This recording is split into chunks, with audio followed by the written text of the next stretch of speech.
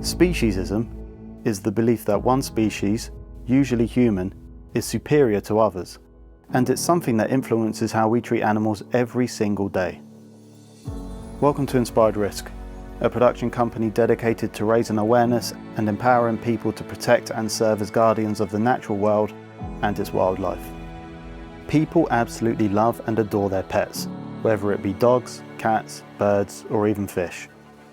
But when it comes to other animals, particularly cows, pigs, or chickens, we often treat them as commodities, food, clothing, even entertainment. But what fuels this belief in human superiority over all other species? It's not just one factor, but a complex mix of many. Throughout human history, the belief that humans are superior to animals has been deeply ingrained in many cultures and religions. Most societies have historically viewed animals as property, resources, or tools for human benefit. Many religious texts have been interpreted to place humans at the top of the creation hierarchy. The biblical concept of humans having dominion over animals, for example, has been used to justify their exploitation. Humans have a tendency to favour their own species. This desire for preference has caused much animosity within mankind itself through race, sexual orientation, beliefs, etc. This cognitive bias makes it easier to justify unequal treatment of non-human animals. This branches out to mankind's tendency to overlook the suffering of animals simply because they are not like us, even though they can experience pain and emotion similarly. The rise of industrial farming in the 20th century and the mass production of meat and dairy has desensitized people to the suffering of farm animals. Such industries that profit from animal exploitation have a vested interest in maintaining speciesist attitudes.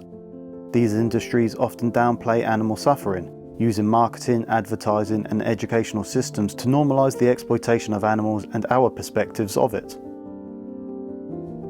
From a young age, people are socialized to view animals, like dogs and cats, as companions, while others, like cows and pigs, are viewed as food or resources. This condition reinforces the idea that some animals are more worthy of compassion than others. For example, it is a surprise to many people that cows don't just produce milk. They must be impregnated first. Did you know that? Many people are aware, on some level, that animals suffer, but they may justify their actions by disconnecting emotionally from the animals they use for food, clothing, or entertainment. This is a defense mechanism that helps people reconcile their actions with their ethical beliefs. How many people do you know who refuse to watch the undercover footage of factory farms and animal abuse because it's too upsetting, but still can't say no to eating bacon or drinking milk? A complete lack of knowledge to the realities of animal exploitation is also common amongst many people. With modern farming practices and the separation of slaughterhouses and farms from most people's daily lives, the suffering of animals remains hidden. This out of sight, out of mind dynamic allows speciesist attitudes to persist unchecked. But there is also Anthropocentrism. This is the belief that human beings are the central and most important species on Earth, and leads to the view that animals exist solely for human use and benefit. This mistaken worldview reinforces the idea that human needs and desires always outweigh those of non-human animals. Speciesism is a multifaceted issue, deeply rooted in culture, economics, psychology, and socialization. It's perpetuated by historical norms, cognitive biases, and industries that benefit from animal exploitation. Practices like eating meat, wearing animal products, and using animals for labor or entertainment have been passed down through generations. These traditions become normalized, making it hard for many people to question them.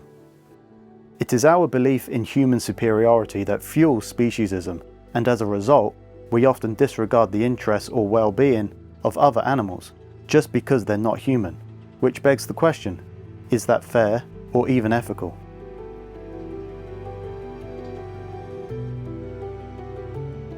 The term speciesism was popularised by Australian philosopher Peter Singer in his 1975 book, Animal Liberation.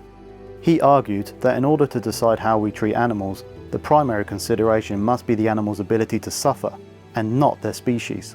It's Singer's conclusion that speciesism is much like racism or sexism, discriminating against a group based on an arbitrary characteristic, in the case of speciesism, being non-human. You may ask the question, why does this matter? To put it simply, it matters because just like those other forms of discrimination, speciesism leads to unnecessary suffering.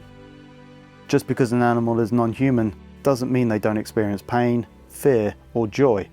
In fact, many animals, like pigs and cows, are far more intelligent than we often give them credit for. And considering these are some of the most exploited and abused animals in the Western world through factory farming, this truth is even more troubling when you stop to really think about it. So, what if the real issue isn't about species, but about sentience, meaning the individual's ability to feel? Animal rights activists argue that we need to move beyond speciesism and treat all sentient beings with equal moral consideration. This means their ability to suffer should matter, no matter their species. It's this belief that's fueling the rise of the vegan movement and following plant-based diets, which has grown exponentially over the last decade. Equal moral consideration means that we should care about the well-being of animals, not just because they look cute, but because they can feel. They have emotions, just like us.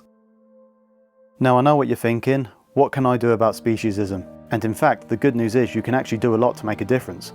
Many people are shifting to plant-based diets, choosing cruelty-free products, and saying no to unethical entertainment venues that feature animals. And that's just the start. By making mindful choices, we can help reduce the impact of speciesism in our world. Whether it's choosing plant-based foods, if you have the means to do so, supporting animal welfare organisations, or simply being kinder to animals, it all adds up. Speciesism isn't just about animals, it's about how we see the world and our place in it. By moving toward a more compassionate, conscious way of thinking, we can create a future where all beings, humans and non-human alike, are treated with respect. That is the truth of humanity, our ability to choose and to be guardians over this world, to protect what's beautiful and not destroy it. Thanks for watching. If you're willing and able, here are just some actions you can take for conservation, climate change and animal welfare.